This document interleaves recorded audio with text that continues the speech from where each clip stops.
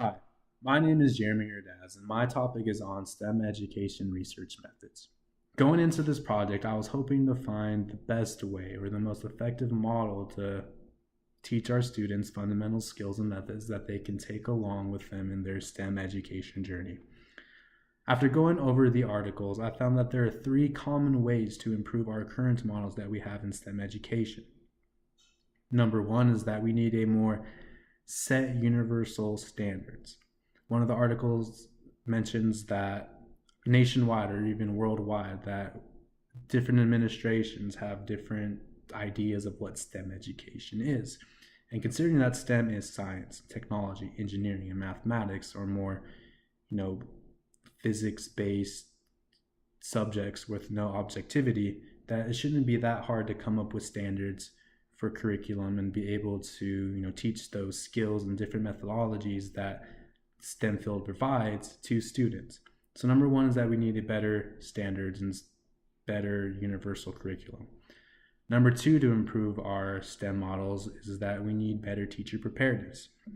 One article made a model and predicted that there's many teachers who aren't qualified to even teach STEM education or do not even have the background to adequately show our students the different skills and methods they need to learn for them to grow in their STEM education journey.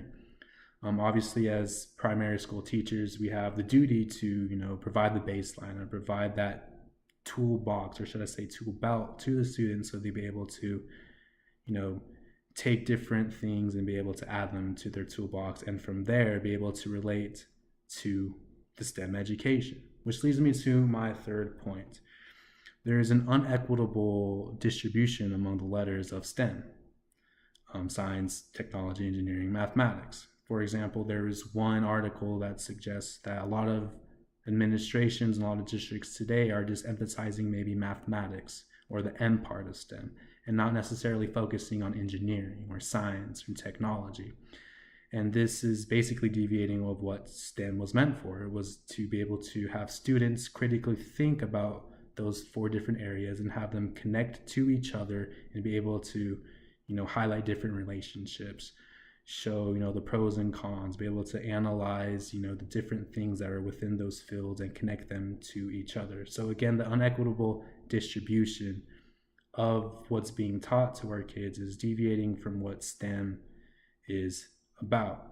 And obviously that's hard to, because there's different frameworks and different lesson plans that each teacher needs to provide, but it still needs to emphasize engineering with mathematics.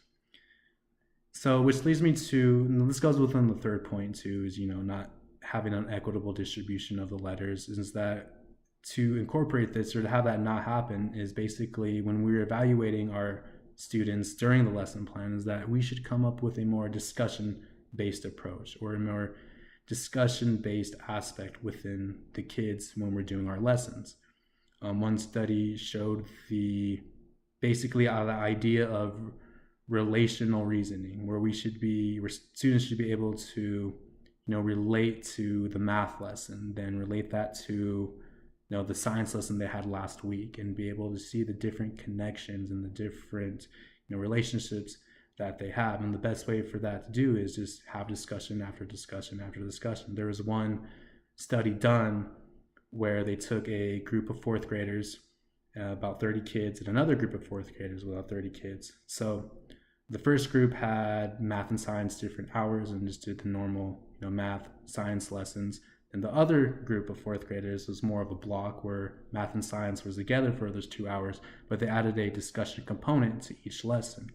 After a few months, the group that had a discussion component saw greater gains in knowledge. And from that study suggests that we should, have a more discussion approach based, kind of like what we do have in college. And so, yeah, those are the three ways to improve our current STEM models. Thank you.